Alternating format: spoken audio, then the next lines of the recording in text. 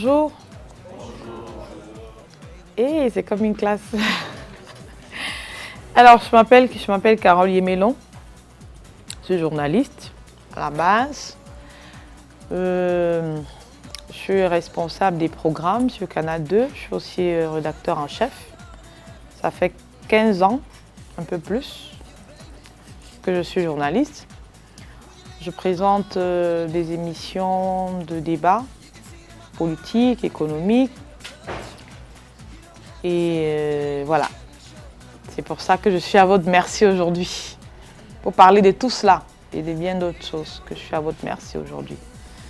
Donc, je pense que le jeu voudrait que vous me posiez des questions et que j'y réponde, n'est-ce pas? Je reconnais des visages de l'année dernière. Il y en a quelques-uns. C'est gentil d'être revenu par ici. À vous, mesdames et messieurs.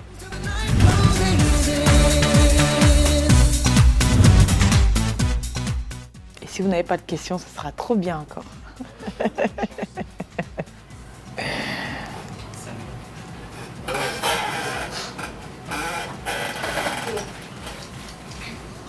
My name is Subiru Madina. D'accord. I am here for the contest. My question is, you are a journalist. You said it, yes. A female journalist again, for that matter. We know in this profession there are always some ups and downs. That is, the female gender is not always perceived as the male gender in journalism. So obviously there are always some obstacles, be it on the field or in your place of work. How do you manage these obstacles? Alors, les obstacles, je pense que ils viennent plus des femmes elles-mêmes, des femmes journalistes, que du monde extérieur. Et je ne peux parler que de mon expérience à moi. J'ai rarement eu des obstacles en tant que femme dans l'exercice de la profession de journalisme. C'est-à-dire, j'ai rarement été mise de côté parce que je suis une femme et qu'on ne peut pas m'envoyer sur un terrain pour faire un sujet. Mais j'ai par contre vu beaucoup de femmes qui fuyaient des sujets, qui évitaient même d'y aller, qui se cachaient quand il fallait faire des programmations, qui évitaient même de proposer des sujets de peur qu'on les mette là-dessus. Donc le premier obstacle, c'est d'abord les femmes. Les femmes viennent des sujets gentils où elles se cassent pas beaucoup la tête. Elles préfèrent laisser un certain nombre de sujets présentés comme difficiles, présentés comme très durs dans l'approche. Elles préfèrent les laisser aux hommes. Mais heureusement, ces dernières années, j'ai vu émerger un certain nombre de femmes dans la presse globalement et à Canal 2 particulièrement, qui sont des braves jeunes filles et qui sont pour moi les meilleures actuellement de la rédaction de Canal 2. Donc si je vous dis qu'aujourd'hui, les meilleurs journalistes de la rédaction de Canal 2 sont des femmes, vous comprendrez que la perception selon laquelle les femmes ont des obstacles dans le métier de journalisme est en train d'être dépassée. Donc pour me résumer, ne vous mettez pas les barrières vous-même. Vous pouvez traiter tous les sujets. Vous pouvez aborder tous les genres journalistiques. Vous pouvez discuter de toutes les thématiques. L'essentiel pour vous, c'est de les avoir, d'avoir des arguments là-dessus. Et pour terminer, les médias privés dans lesquels moi j'ai toujours exercé appartiennent à des capitalistes, n'est-ce pas? Un capitaliste n'utilise que ce qui peut lui être profitable. Donc, homme ou femme, on ne regarde pas vraiment ça. Tu es bon, tu peux produire, tu apportes des résultats, on te prend. Sans regarder que tu sois une femme ou un homme. Voilà. Quelqu'un d'autre? Oui. Bonjour madame. Bonjour. Vous êtes très belle. Merci. Voilà. J'aimerais savoir quelle est l'erreur à ne pas commettre dans la profession de journaliste. S'encoquiner avec ses sources. C'est-à-dire que Il y a un célèbre journaliste un journaliste français, s'appelle Serge Halimi, qui a dit que le journalisme, c'est le contact et la distance. En même temps, on est proche, mais en même temps, on doit mettre des distances. C'est ce que j'appelle ne pas s'encoquiner avec ses sources. C'est des sources. Et elles doivent rester des sources. Dès qu'on franchit la ligne qui sépare la source en tant que productrice des faits, on tombe dans ce que je n'appelle plus du journalisme. On tombe dans de la connivence, on tombe dans de la communication, on tombe dans le relais des idées, ce qui n'est plus du journalisme. Donc pour moi, la plus grosse erreur, c'est de pouvoir être manipulé être manipulé par les sources au point de rompre ce contact et cette distance qu'il doit avoir entre elle et le journaliste. Il y a le micro ici devant depuis bien longtemps, pardon. Je vais permettre qu'il prenne la voix. Bonjour Madame Yemelon. Bonjour. Je suis Cédric Nzing. À première vue, déjà, vous êtes journaliste. Oui. Oui, justement, journaliste, présentatrice. Oui. Directrice des programmes. Oui. Et rédactrice en chef. Oui. C'est déjà énorme, ça fait beaucoup de casquettes. Il y en a d'autres que vous connaissez même oui, pas. je m'arrête juste sur celle-là que je connais. C'est déjà énorme, ça fait beaucoup de casquettes. Directrice des programmes, on a des programmes de flux, de stock, et rédactrice en chef, on gère la rédaction en fait. Comment on arrive à concilier ces deux pans assez distants l'un de l'autre? En réalité, il n'y a pas beaucoup de distance dans la configuration qui est la nôtre, parce que je repars sur les comparaisons, parce que lorsque les consommateurs des médias comparent ou bien parlent des médias locaux, c'est toujours comparativement à ce qui se passe ailleurs. Ce qui se passe ailleurs, c'est qu'il y a par exemple des équipes qui sont dédiées au programme. Donc, qui ne sont pas des équipes qui interviennent dans la rédaction. Or ici, pour le cas de la rédaction, la quasi-totalité des programmes d'information sont animés par du personnel de la rédaction. Vous voyez que ça fait déjà un enchevêtrement qui n'obéit pas à la distance dont vous parliez entre les programmes et l'information. Donc, ici, c'est vraiment entremêlé. Et moi, je fais que gérer les emplois de temps, en fait, organiser les emplois de temps. Mon travail aujourd'hui n'est plus vraiment le travail du journaliste, mais le travail de chef d'équipe, de gestionnaire d'équipe, d'organisateur de travail. C'est-à-dire, je dois vous dire, vous, Cédric, vous devez travailler de 8h à 16h parce qu'après, la jeune dame va venir, elle va travailler de 16h à 20h. Ce n'est plus un travail de journaliste, c'est un travail d'administration. Et tant ça se fait dans les programmes, tant ça se fait dans les informations, avec la différence notoire, c'est que le rédacteur en chef, lui, il a le pouls de l'actualité à tout moment. Parce que l'actualité, la rédaction, c'est le news, c'est le hot news. Et parfois même, c'est le soft news aussi. C'est des choses qu'on met en boîte, qu'on diffuse plus tard dans les éditions du journal. Ou alors qu'on dissèque, qu'on dit, bon, ok, ça va dans un magazine d'information parce qu'on aura plus de temps là-bas pour l'aborder. On fera juste 2 minutes pour le journal, mais le reste sera traité dans un magazine d'information. Vous voyez, on rejoint là le travail du directeur des programmes. Exactement. Donc, en s'organisant comme ça, en réalité, il n'y a pas une grosse distance entre les deux. Et j'ai des emplois de temps un peu tendus, malheureusement. C'est du 7 jours sur 7. On peut ne pas être physiquement présente, mais il faut être toujours connecté, toujours au téléphone.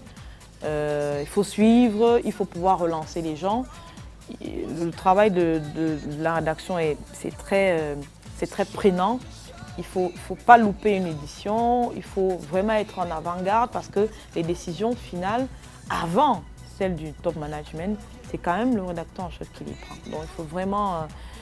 ce n'est pas sorcier, je pense que ça se fait, plein de gens le font.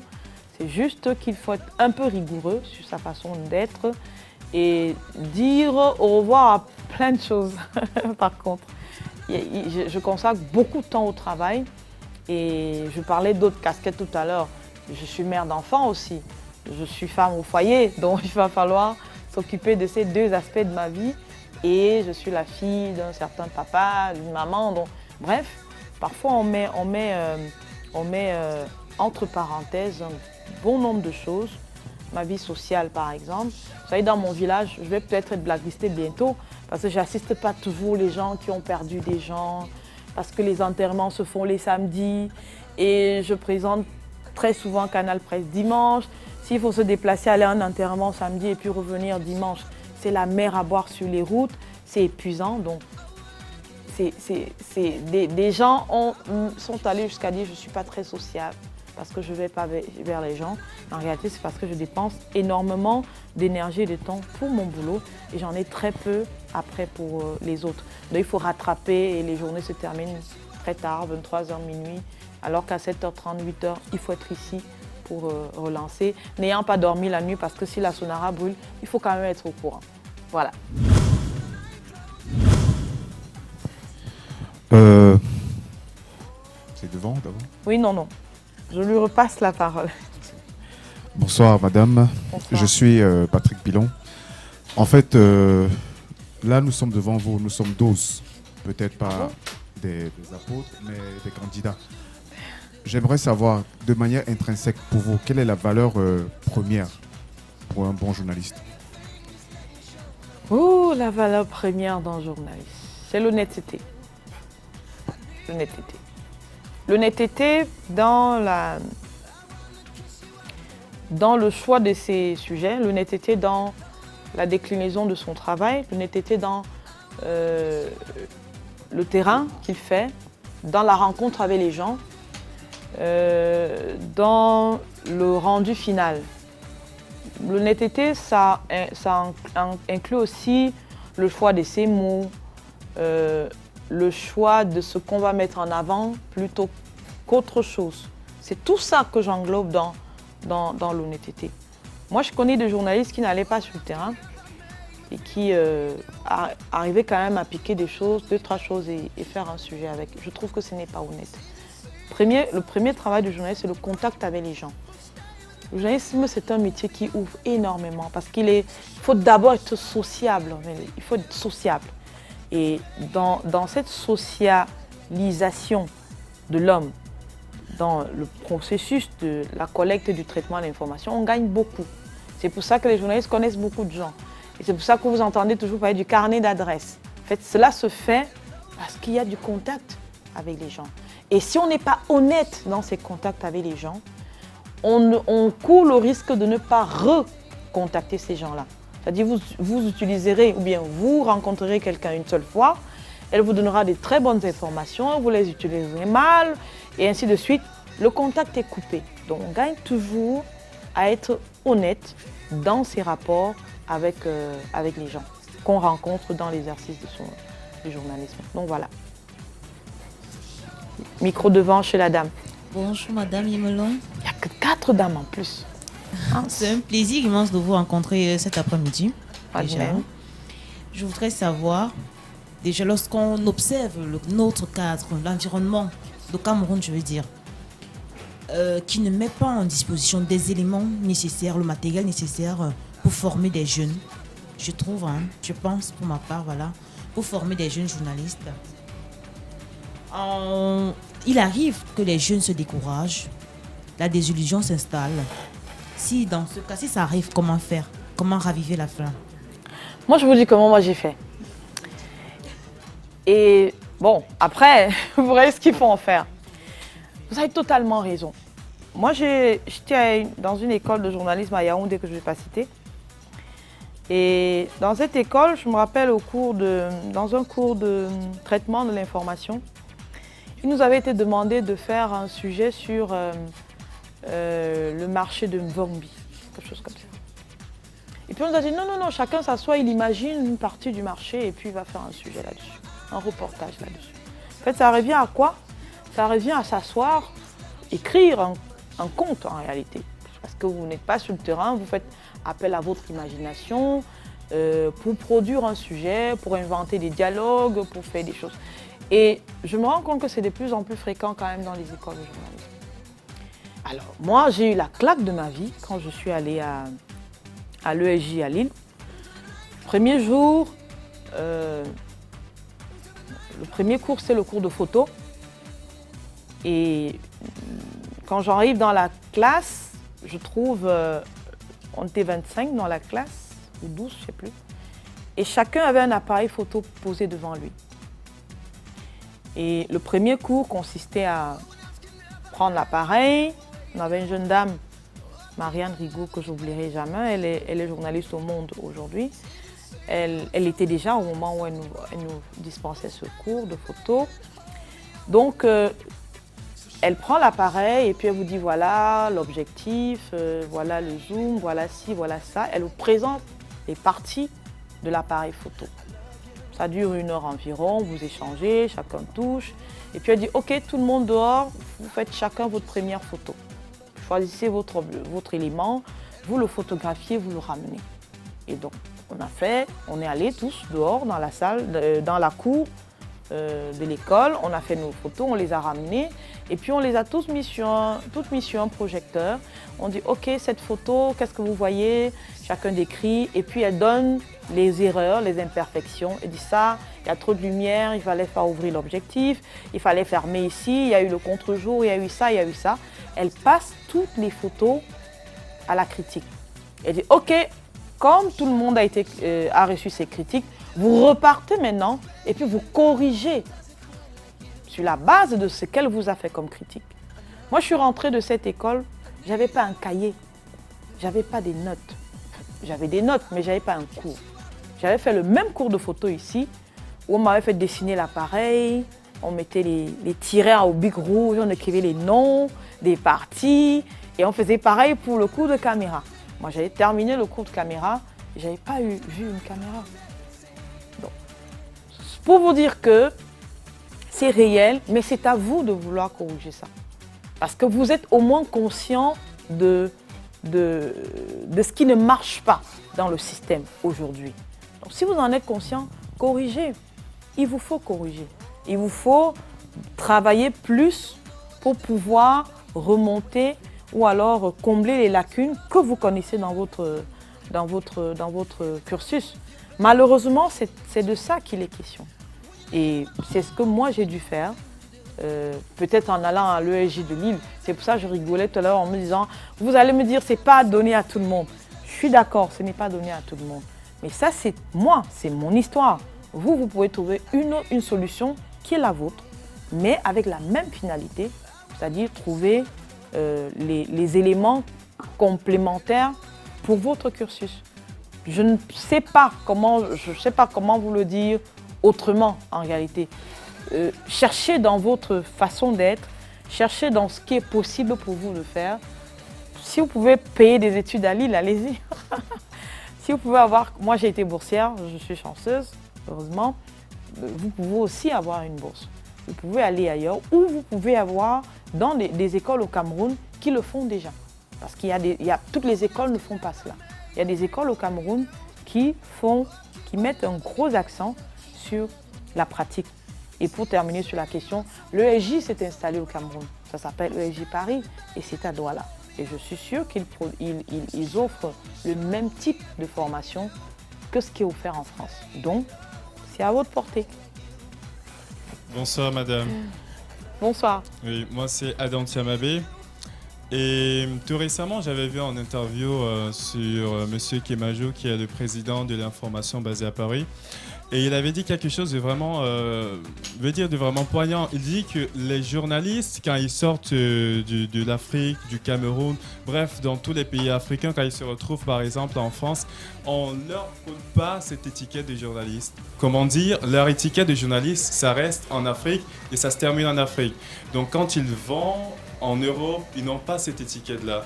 Et donc, moi je me dis, comment est-ce que un journaliste, ou comment est-ce que les journalistes camerounais le prennent? C'est lui, Roger Kemajo, qui a dit ça? Kemajo, oui, j'avais vu en interview. Qu'en fait, il se bat aujourd'hui pour ça. Il se bat à ce qu'aujourd'hui... Oui, mais c'est le président d'une association des journalistes africains, non? Oui, mais c'est tout à fait normal parce que Les conditions d'exercice divergent d'un pays à un autre. En France, pour être reconnu comme journaliste, il faut avoir une carte de presse. Ça, on ne transige pas dessus. Sinon, vous êtes un sous-marin. Donc, si en France, les journalistes qui arrivent là-bas, qui partent du Cameroun et qui vont en France, n'ont pas de carte de presse, pourquoi vous voulez qu'ils soient reconnus par le système comme journalistes? Parce qu'il y a un process qui est mis en place. Et pour avoir une carte de presse, on sait tout ce qu'il faut faire. Maintenant, il y a un système d'équivalence. Donc, allez regarder sur les conditions à remplir pour avoir une carte de presse en France, qui ne sont pas toujours les mêmes conditions au Cameroun. Au Cameroun, je pense que la commission, la commission de la carte de presse, la commission de délivrance, d'attribution et de délivrance, voilà, de la carte de presse, a aussi cette ambition, c'est-à-dire de faire du journaliste camerounais une référence, en ce sens qu'il faut présenter une carte de presse pour bénéficier des avantages liés à l'exercice de notre profession, c'est-à-dire avoir accès à des lieux publics, avoir accès à des sources, on va dire, sources officielles, avoir des accès privilégiés, notamment dans le système de transport, dans le système de logement. Ça, c'est des choses qui reviennent aux journalistes. Tout ça est codifié dans chaque pays. Donc, moi, je ne vois pas très bien pourquoi, moi, si je pars du Cameroun et que j'arrive en France et que je réunis toutes les conditions pour être recruté par une chaîne de télévision ou par un média sur place, pourquoi on ne va pas m'octroyer la carte de presse? Il y a une commission devant laquelle on passe et si elle juge que vous avez les capacités, d'ailleurs, le correspondant de Canal 2 à Paris a sa carte de presse. Donc, il exerce comme journaliste. Vous voyez? Donc, c'est un problème de système. Et parfois, passer d'un système à un autre demande des ajustements. Et c'est ce que les journalistes africains et camerounais particulièrement doivent faire pour pouvoir arriver là-bas. D'autres questions? Oui. Madame, merci de me passer la parole. Laurent Yvan Tep. Madame, c'est plus sous votre casquette de directeur des programmes, en fait. Je sais que certainement les journalistes et présentateurs, animateurs de Canal 2 débordent de créativité. Alors, certainement, ils vous font plusieurs propositions d'émissions. Je voudrais savoir sur quelle base on sélectionne une émission ou on ne sélectionne pas une autre. Et s'il est possible pour un jeune Camerounais qui a eu une idée de penser à une émission qu'il a développée sous forme de projet, de vous faire une proposition dessus. Et si c'est le cas, comment ça peut s'acheter, si on peut dire ça comme ça, comment ça peut s'acheter si c'est protégé à l'OAPI? D'accord, ok. C'était plein de questions en une seule. J'espère pouvoir me retrouver. Alors, les journalistes débordent de créativité. Oui, ils font beaucoup de propositions. Maintenant, comment est-ce qu'un programme arrive sur une grille? Vous savez, Canal 2, c'est une chaîne de télévision. Quel est ça? Vous connaissez le genre de Canal 2? Vous connaissez son genre? Le genre de Canal 2? C'est une chaîne généraliste, mais elle est généraliste commerciale. OK? Voilà. Deuxième chose. Qu'est-ce qu'on vend si on est une chaîne généraliste commerciale? Qu'est-ce qu'on vend? C'est vrai qu'on ne vend pas des tomates, on ne vend pas le bois, on ne vend pas les piles, on ne vend pas de l'eau. On vend quoi? On vend des temps d'antenne. On vend des contenus. On propose des contenus de qualité. Qui achète? C'est l'audience. Pour, en dernier ressort, produire des revenus pour la chaîne. Parce que c'est ces audiences qui permettent que la chaîne puisse avoir accès à la publicité. Vous savez que les annonceurs, eux, se positionnent sur les programmes en fonction de l'audience. Donc, deux choses se dégagent, commercial et audience. Si votre programme est vendeur, pourquoi je ne le prendrai pas? Si votre programme est à forte audience, pourquoi je ne le prendrai pas? Parce que je suis là pour ça. Donc, si vous m'apportez un programme qui peut être seulement vendeur, je le prends. Qui peut être seulement à forte audience, je le prends. Et s'il est les deux, vous avez touché le jackpot. Aucune chaîne de télé ne bouderait un programme qui va lui faire beaucoup d'audience aujourd'hui. Parce qu'il y a une énorme concurrence sur la télévision camerounaise, dans le paysage audiovisuel camerounais. Donc, les chaînes cherchent effectivement des programmes qui vont les démarquer les unes des autres. Maintenant, cela dit, oui, on est ouvert à tous les projets. Et il faut juste que votre projet nous donne la garantie que je viens de vous donner. Parce que 15 ans plus tard, on n'est plus à l'essai. On n'est plus en train de tâtonner. Donc, malheureusement, nous sommes devenus un peu plus exigeants. Exigeants sur la qualité de l'image. Exigeants sur la qualité du contenu. Vous vous imaginez que depuis 15 ans, on a dû brasser des contenus et des contenus. On a dû brasser des idées et des idées, des dizaines et des dizaines d'idées. Donc, il faut que la vôtre soit celle qui va faire waouh. Donc, si vous l'avez protégé à l'OAPI, tant mieux, vous venez avec. Aujourd'hui, nous nous resserrons sur notre objectif premier. Notre objectif premier, c'est de diffuser. Nous sommes un diffuseur, nous ne sommes pas des producteurs. Donc, nous accueillons à bras ouverts tous les producteurs qui ont des contenus de qualité. Et aujourd'hui, les contenus de Canal 2, les producteurs représentent environ 30% du contenu de Canal 2. Je parle du contenu externe parce qu'il y a des programmes qui sont les nôtres, dont on ne peut pas céder la production. Le journal, par exemple, on ne peut pas céder la production. Les émissions d'information, on ne peut pas céder les productions. Encore que si c'est du magazine, c'est possible d'être fait. C'est pour cela que vous regarderez un magazine comme Carrière ou comme Stratégie ou encore d'autres types de magazines que je ne cite pas. Cameroun Vision, par exemple, ce ne sont pas des contenus qui nous appartiennent. C'est des contenus qui appartiennent à des maisons de production avec qui nous sommes en affaires. Donc, ce n'est pas la première fois. Nous en recevons. Il faut que votre contenu soit à forte valeur ajoutée et qu'il soit susceptible de faire beaucoup d'audience. Le contenu qui doit faire l'audience, ça se sait tout de suite. Hein. On n'attend pas 2 mois, 3 mois plus tard pour voir l'audience décoller. Ça se sait tout de suite. Donc, si vous avez cette recette-là, apportez-moi votre programme. Je le mets à l'antenne dès demain. Oui, bonsoir madame. Moi c'est Steve Trésor, Nana. Ma question est de savoir, vous avez dit d'entrée de jeu que vous avez été journaliste pendant plus de 15 ans. Vous êtes journaliste depuis plus de 15 ans. Quelle a été votre motivation? Est-ce qu'au départ vous aviez la vision d'atteindre le niveau que vous avez à présent ou bien vous êtes laissé porter par... Moi je cherchais du travail. Je cherchais du travail. Je ne vais pas vous raconter une histoire à l'eau de rose. Hein. Moi je cherchais du travail. Je voulais bosser. Je fais mes études de chimie. J'ai une licence en physique-chimie d'ailleurs. Je faisais un master, non, une maîtrise à l'époque, c'est comme ça qu'on appelait ça. Et puis, je m'ennuyais, je cherchais du travail. Et puis, il y a une radio qui a ouvert, qui s'appelait Radio Yembacheté à Tchan. Je me suis dit, ah mais tiens, au lycée, je faisais des très bonnes choses au Club Journal, les gens appréciaient, je vais aller là-bas. Et j'y suis allée. Et j'ai fait des choses. Le directeur m'a dit, mais c'est très bien ce que tu fais, il faut que tu ailles faire journalisme. Et je suis allée faire le concours, je l'ai réussi. Je suis allée à l'école. Je suis allée à l'école, je travaillais déjà parce que je suis partie de Radio Yemba. J'ai été recrutée par Radio Equinox et puis Equinox Télévision a ouvert. J'ai travaillé La Nouvelle Expression et maintenant je me retrouve à Canal 2. Donc je me suis un peu laissée porter. Je n'avais pas de « oui, je veux devenir un tel ». Non, vraiment, il ne faut pas que je vous mente. Hein. J'aime bien dire la vérité. Après, étant dans le métier, on se fait des modèles. Et mon modèle à moi, c'est Denise Epoté, par exemple. Donc on dit que je lui ressemble. On a le même teint. Peut-être que ça ne s'arrête pas seulement à ça. J'espère bien lui ressembler dans autre chose. Dans sa rigueur, dans sa façon d'être, dans sa façon de faire.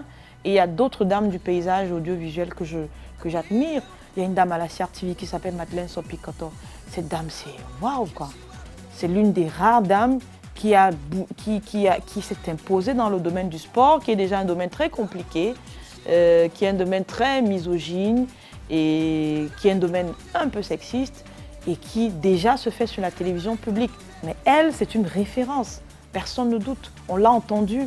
Elle commente un match de Lyon. Après, un mec, quand il vient parler, on dit « Oh, casse-toi, il faut que Madeleine vienne nous commenter les matchs. » Donc, je n'avais pas d'autre vision. Mais après, dans le métier, j'ai commencé par le sport. C'était pour lui ressembler à elle, Madeleine Sopikoto. Et puis après, j'ai appris à connaître d'autres personnes à qui j'ai voulu ressembler, quoi. Voilà. Oui, la dernière question. Ma dernière pour finir. Ma toute dernière, c'est... Je vous ai souvent vu au moins une fois à une émission d'animation. Et vous êtes journaliste normalement. Ah non, c'est pas moi. Non, quand je dis animation, je parle de c'est comment vous étiez parmi les jurys. Non, jamais. Joe, c'est vrai ça, non? Moi? Ah bon? Ah, mais je t'ai invité ou pas? Je t'ai... Oh purée. Donc même ta question est basée sur une blague. Oui, vas-y, termine, pardon, termine. Non, si c'était dans ce cas, je vous aurais demandé à quel moment vous sentez le plus à l'aise. Non, je sais pas faire l'animation. Je ne sais pas le faire.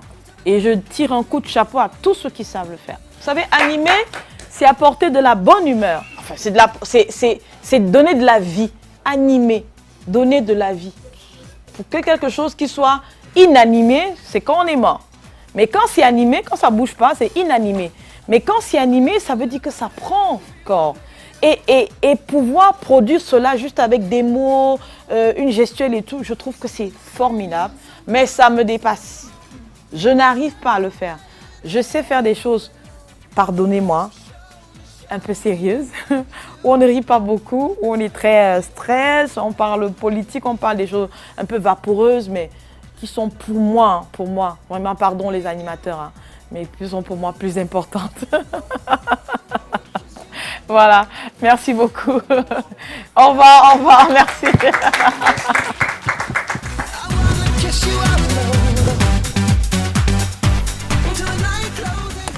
Cas d'un champ contre champ, si j'ai une personne ici,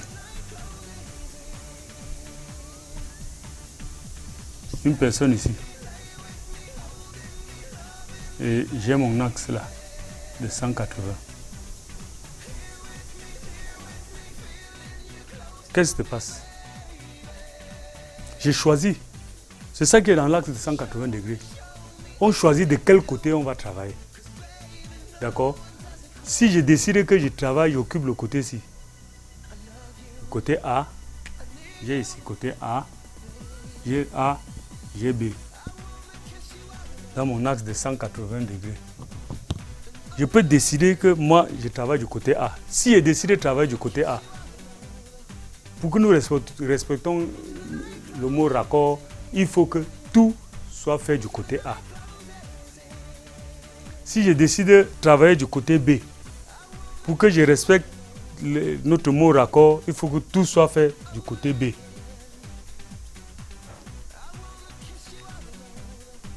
D'accord? Ça veut dire quoi? Si mon sujet est du côté A, si j'ai un sujet B, j'ai mon axe ici, comme ça, je mets une caméra ici. Je mets une caméra ici, C1. Je mets une caméra ici, CD. Et que on a les sujets ici. On a les sujets ici.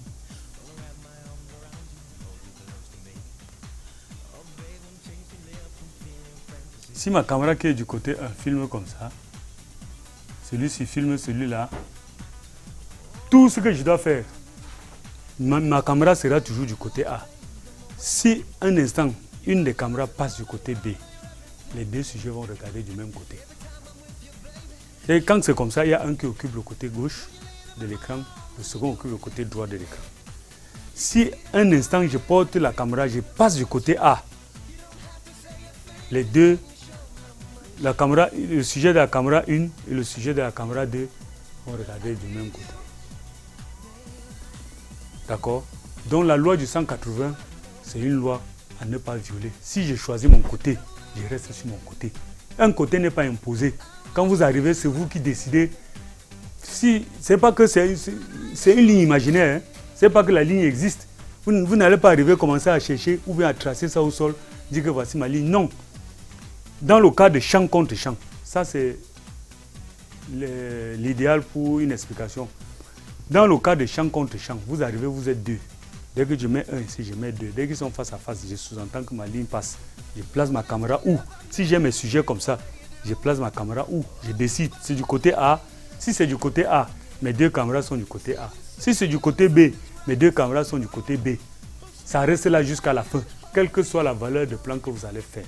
Gros plan, plan d'ensemble, très gros plan, amorce, le sujet A sera à droite, le sujet B à gauche. Ou bien le sujet qui est à droite sera toujours à droite, le sujet qui est à gauche sera toujours à gauche. Ça, c'est le cas le plus simple. Ça, c'est le cas le plus simple. D'accord? Si nous avons notre angle de 90 degrés, 90 degrés, c'est quoi? C'est 180 divisé par 2, qui est égal à 90. D'accord? Si j'ai 90 degrés ici, je vais l'appliquer dans un truc comme ça, comment? Ça veut dire que 90 degrés, c'est ça. Je prends un côté. Voici un 90 degrés, non? D'accord? Tu commences à voir un peu ta réponse. Si je prends un angle de 90 degrés, je vais faire comment pour pouvoir travailler dans l'angle dans 90 degrés et qui est raccord? 90 degrés, c'est sous-entendu 180 divisé par 2, non? Je prends 180, je le divise par 2. Je travaille dans 90 degrés sans toutefois respecter mon 180. Je veux travailler dedans comment?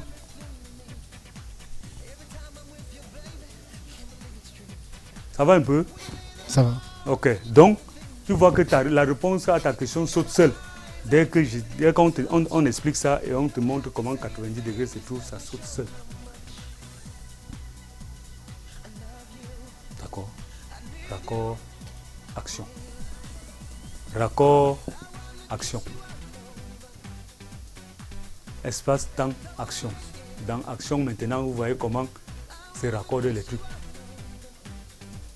Le mot raccord est un mot très important, mais c'est un mot généralement qu'on n'utilise pas trop parce qu'on est toujours là, on dit que quelle valeur de plan, quelle valeur de plan, quelle valeur de plan, quelle valeur de plan. Généralement, on ne se dit pas que quel est le raccord qu'il faut entre ces deux valeurs de plan. Ce qui fait que le cadreur doit être aussi à même à être un monsieur au moins 40% ou 50% dans la position qu'on est en train de faire. Le réalisateur n'a pas la science infuse, le réalisateur a le truc en gros, le réalisateur sait ce qu'il fait. Mais maintenant, au moment de filmer, c'est le cadreur qui a l'œil dans le viseur, c'est le cadreur qui comprend que ici, là, je vois ce que le réalisateur n'a pas prévu et propose au réalisateur en lui disant que boss, je vois que tel truc peut nous servir comme un plan de coupe ou comme un raccord au banc de montage. D'accord? Être toujours à l'écoute du réalisateur. Parce qu'il y a souvent ces guéguerres que les cadreurs font souvent, le réalisateur peut lui dire ah, disons, tu es mon patron. Non, à l'heure là, il est le patron. À l'heure là, le réalisateur est le patron, il est le métronome. C'est lui le Dieu. Quand une émission se passe, c'est lui. Tout ce qu'il vous demande, donnez-lui. Maintenant, venez, même si vous demande de tourner la caméra, tournez d'abord. Ne dites pas qu'on ne m'a pas pris ça à l'école. Lui, c'est ce qu'il va en faire. Tournez la caméra, vous lui donnez. Après, vous lui dites que, Réalo, est-ce que si je mets la caméra là droit comme ça, je te propose? Il sera d'accord. Mais si vous voulez faire la guéguerre que non, il croit même que quoi, il va venir, c'est moi le caméraman. Non, c'est faux. C'est toi le caméraman, mais c'est lui le réalisateur. Donc, mettez-vous ça en tête, faites attention. D'accord? C'est un travail de chaîne. Le réalisateur là maintenant coordonne tout le maillon.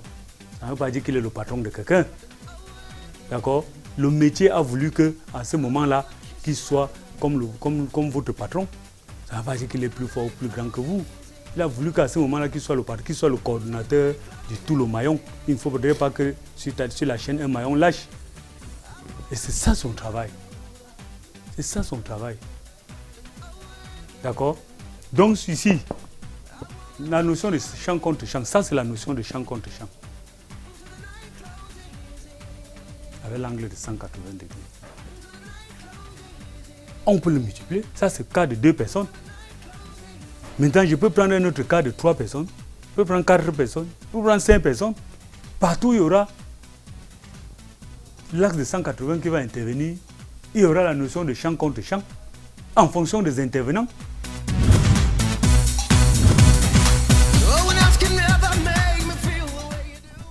Si j'ai un sujet ici, d'accord? J'ai un sujet ici. J'ai un sujet là.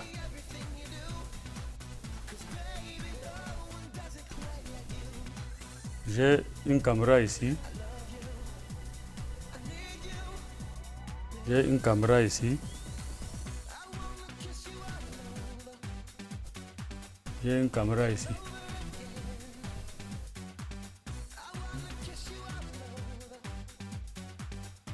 C1, C2, C3. Celui-ci filme là. Celui-ci filme ici. Celui-ci filme comme ça. Avec possibilité d'extension. D'accord? On est ici, cas de 3 personnes. Ça devient un peu complexe. Qui est par rapport à qui?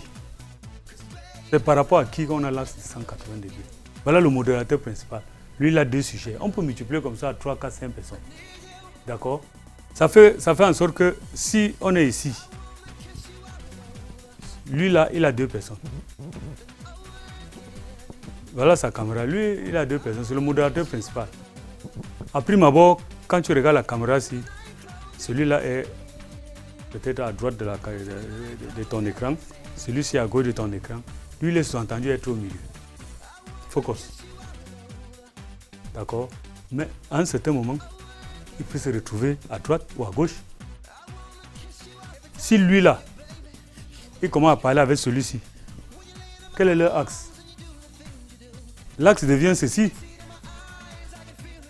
Ça devient le 180. S'il se met à parler avec celui-ci, l'axe est comme ça. Ça devient le 180 par rapport à ça. Si les deux se mettent à parler, ça devient le 180. Vous voyez qu'à ce niveau-ci, les 180 se multiplient. D'accord?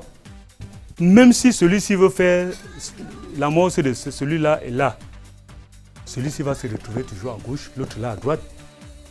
Même si c'est dans l'amorce. Ça se voit, ça c'est le cas de 3 personnes. Bon, maintenant, là, si lui parle avec celui-ci, voilà son axe de 180. À chaque fois qu'on va le montrer, chacun aura son côté. Si un instant, il change de côté, ça veut dire que vous avez fait un faux déplacement. Vous avez fait un mauvais déplacement. Si ça c'est leur axe, voici la cam de celui-ci. Voici la cam de celui-ci. Quels que soient les 2 cams, en fonction de l'axe, ils seront toujours, même sur la cam-ci, ils seront toujours là.